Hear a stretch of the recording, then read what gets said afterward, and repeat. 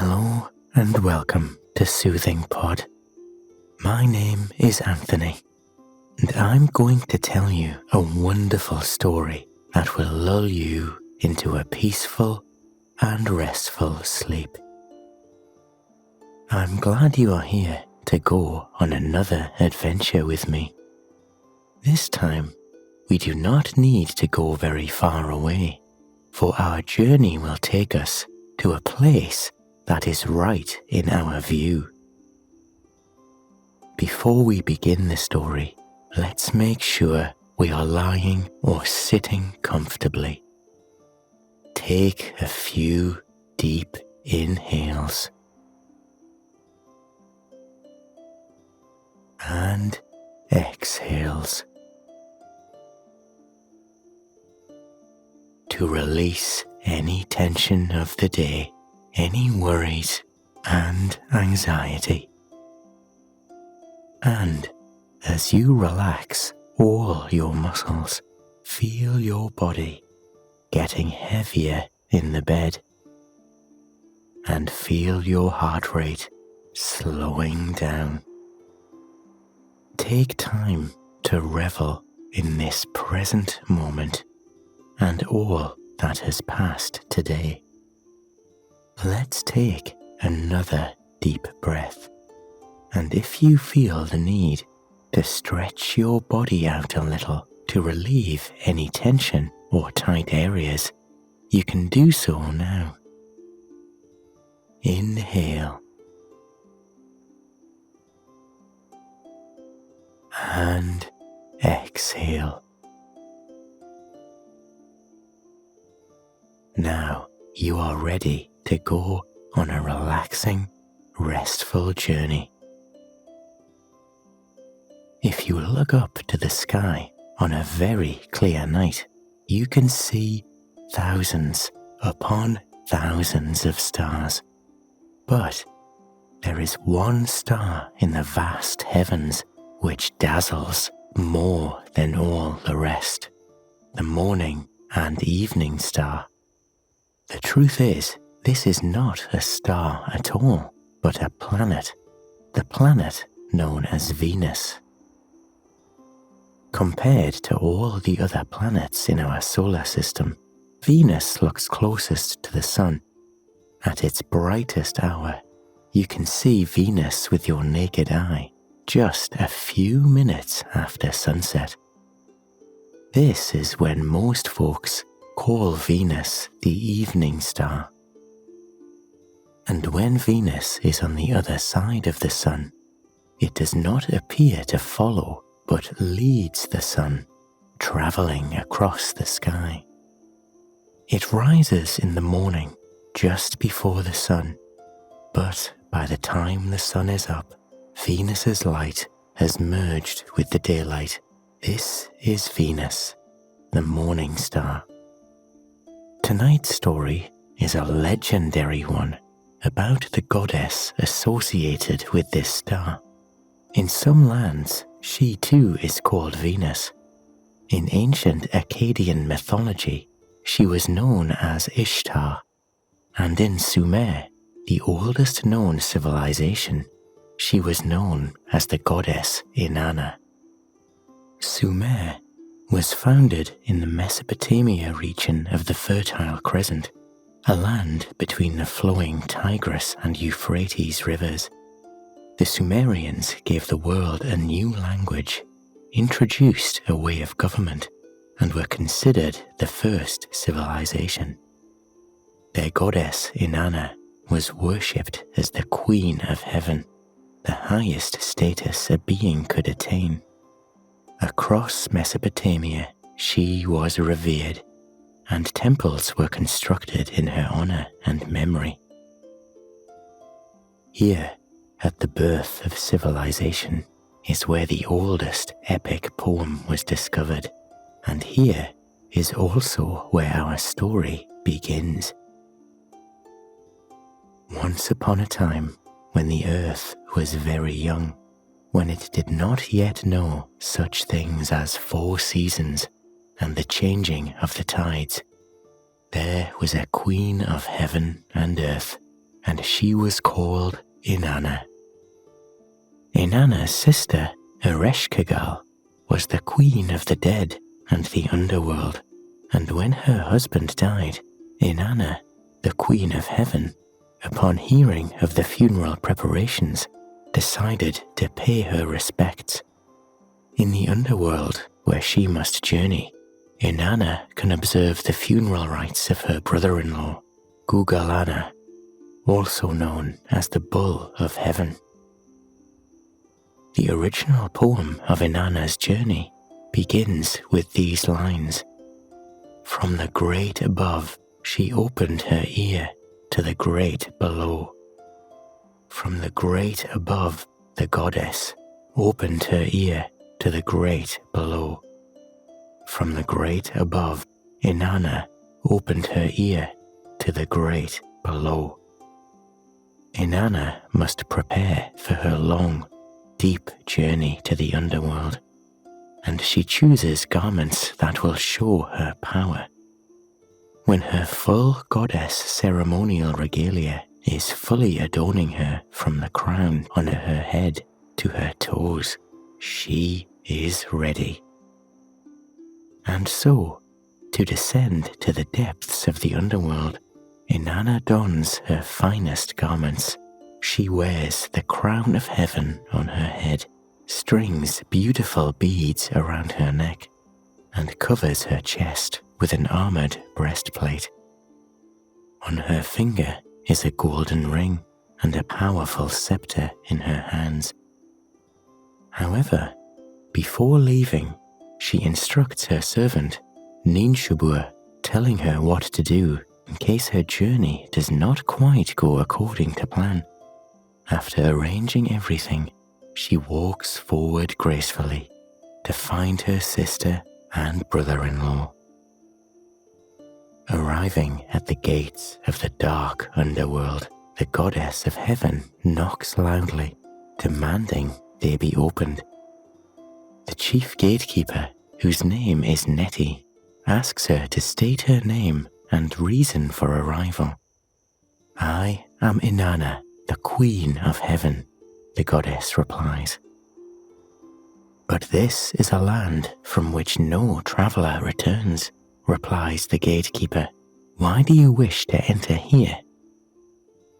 Inanna answers that she is here to witness the funeral rites of her brother-in-law. Stay where you are, called Neti. I shall speak with the queen of the underworld. Ereshkigal, upon hearing from her gatekeeper that her sister is at the gates, bites her lip and acts strangely. She slaps her thighs in frustration, thinking about how she should reply to her sister who has come down. Ereshkigal does not seem pleased. Bolt the 7 gates of the underworld, she instructs the gatekeeper, but let Inanna in 1 gate at a time. At each of the 7 gates, Inanna is required to remove 1 piece of her royal garments. As she passes between each gate, the queen is stripped of everything, 1 piece at a time. Crown, bead necklace, golden ring, powerful scepter. What is the meaning of this indignity? She asks the gatekeeper.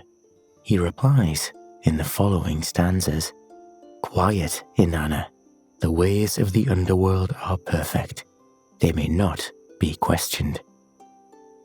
Each of the items Inanna is asked to surrender represents an element of power, and so, to prove herself, Inanna agrees to give them up and forego each part of her wardrobe and present herself without any frills.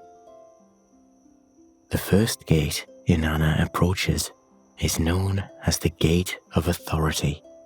Here, the goddess of heaven is asked to give up her crown. She does so, showing that her divinity is not beyond humility and surrender. At the second gate, the Gate of Perception, Inanna gives up her lapis earrings. You must also put down your royal scepter, she is told. With a heavy heart, yet willing, Inanna releases her royal staff. The third gate, the gate of communication, seems bluish in colour. Here too, she is asked to lay something down. Inanna strips her slender neck of the shimmering beaded necklace. As she does so, she feels that she is now showing the bare skin of her collarbones, shedding the heavy necklace, and bearing her true self. She arrives at the fourth gate, the gate of compassion, and here she takes off the heavy breastplate that shields her chest and heart.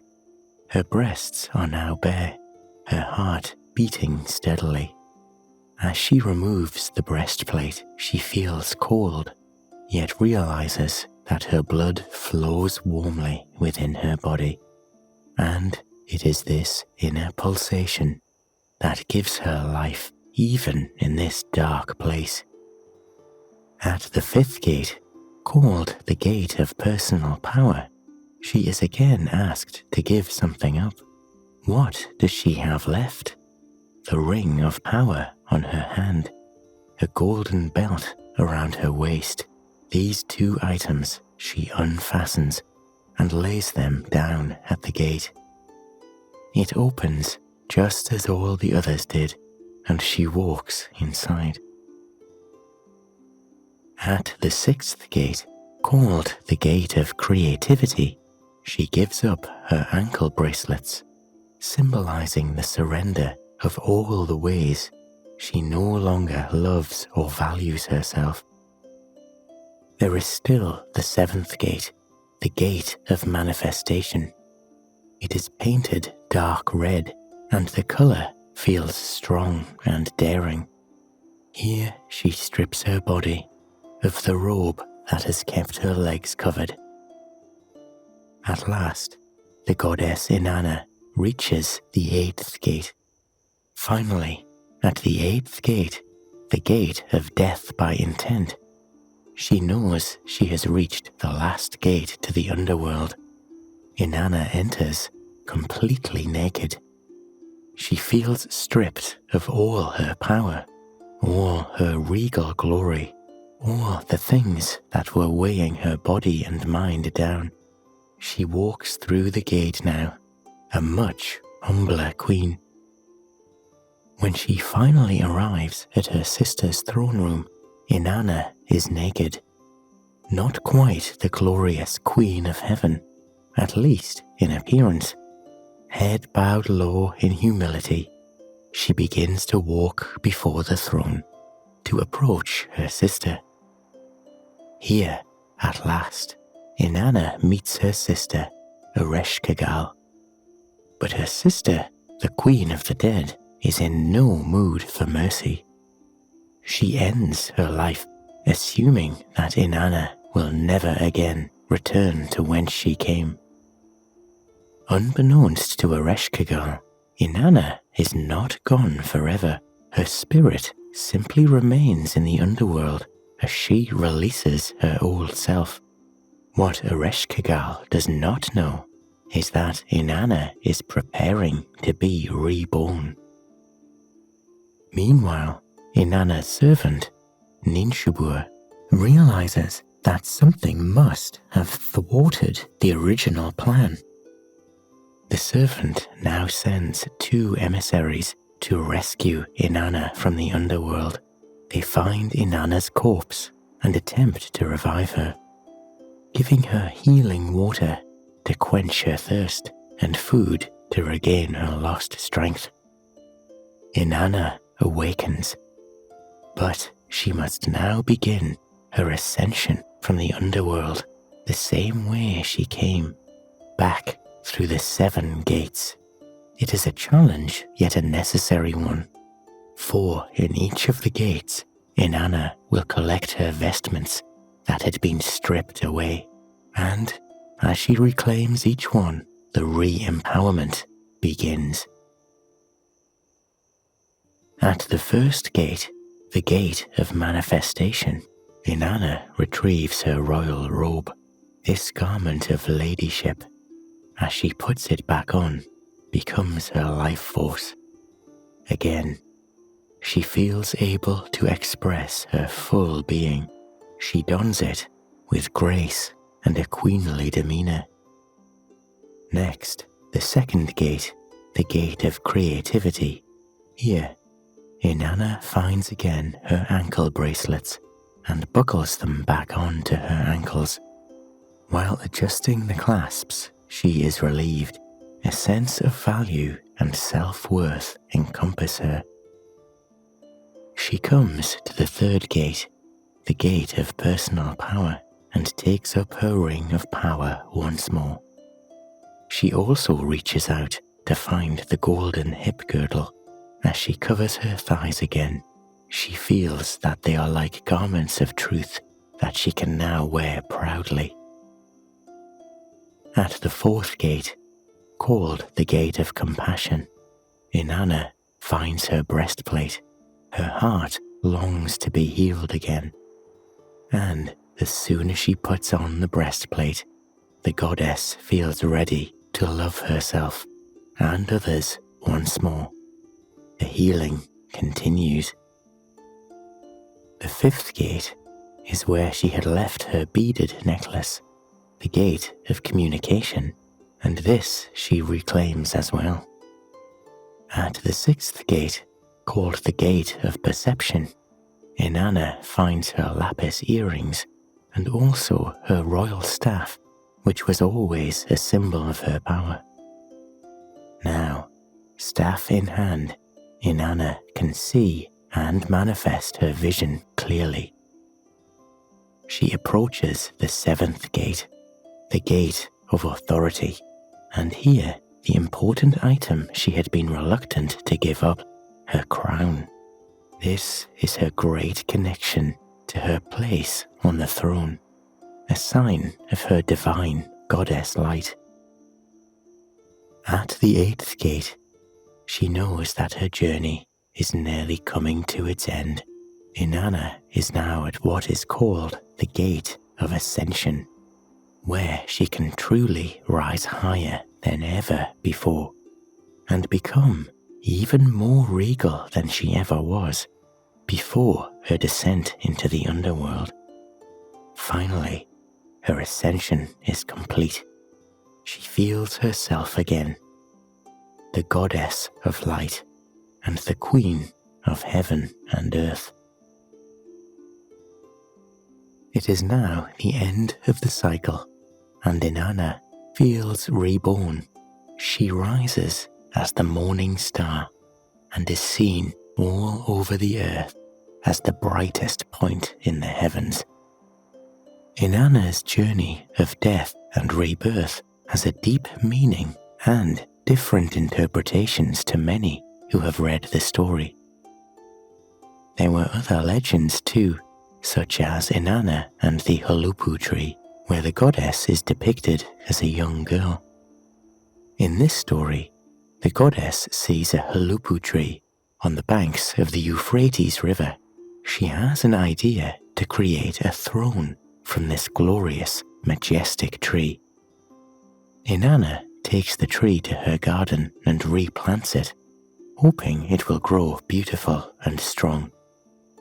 However, she soon discovers that there are many creatures marring the tree, a serpent, Lilith, and another bird pestering the tree. It is Inanna's brother, Gilgamesh, who defeats the serpent so that Inanna can make of the tree what she always wanted, a throne and a bed.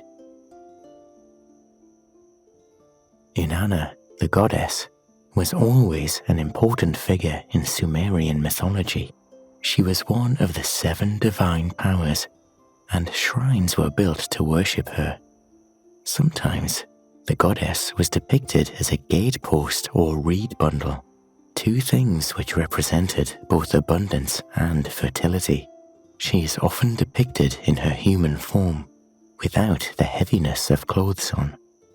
and when she is shown as a goddess of war, Inanna can be seen donning armor, dressed in her breastplate. At times, she may ride a lion, the symbol of courage. You might wonder what role did the female figure play in Sumerian myths and culture. And from stories about Inanna, we can see that there was a strong role. During the Assyrian and Neo-Assyrian era, she became known as Ishtar. No matter what name she went by, the goddess was always an icon in modern feminism. Nobody knows for sure when the original story of the journey of Inanna was written, but some scholars think it was composed between 3500 BC and 1900 BC. It's likely that it was written even earlier than this. Written in poetic form and lyrics, this poem has 415 lines. It's quite a long and detailed saga. Did you know that the oldest love poem ever found was also written about this queen? Here is how the poem reads. Bridegroom, dear to my heart, goodly is your beauty, honey sweet. Lion, dear to my heart, goodly is your beauty, honey sweet. Bridegroom, let me caress you. My precious caress is more savory than honey.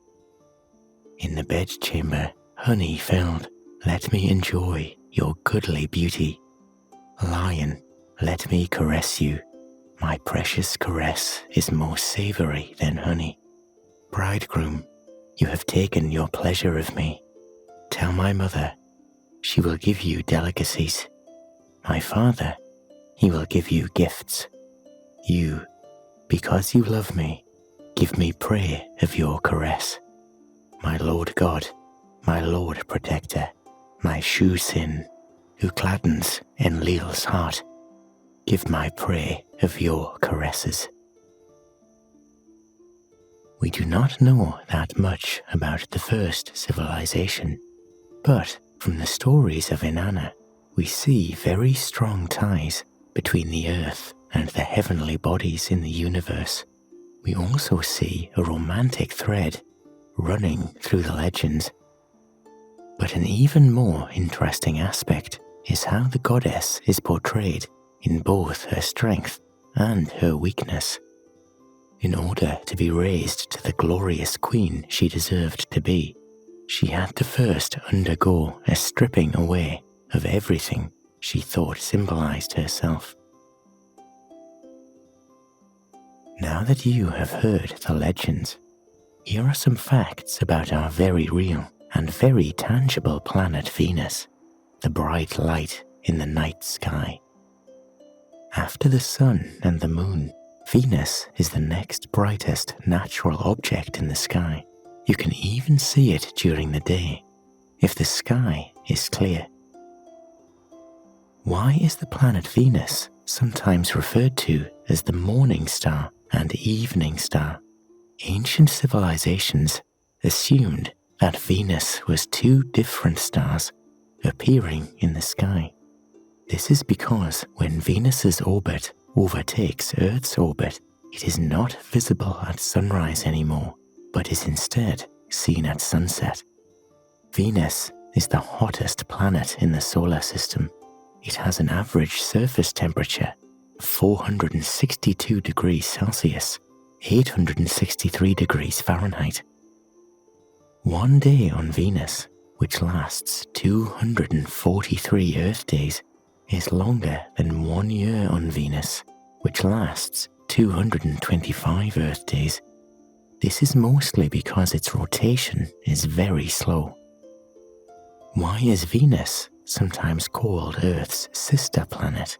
Perhaps because they are both similar in size, with just a 638 kilometer difference in diameter. Venus rotates in the opposite direction relative to Earth and most other planets. This is what is known as a retrograde rotation. Venus's magnetic field is quite weak in comparison to our planet, Earth. Only one planet in our solar system is named after a female figure. You guessed it. It's Venus. And now you know both the fables and the facts about that bright light in the sky. I hope that when you look up tonight, it will give you a feeling of calm, peace, and serenity.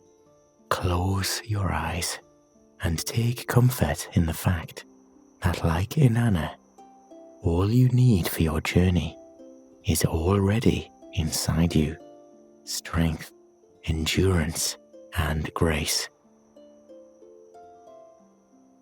Thank you for joining me on Soothing Pod. I look forward to going on another adventure with you soon.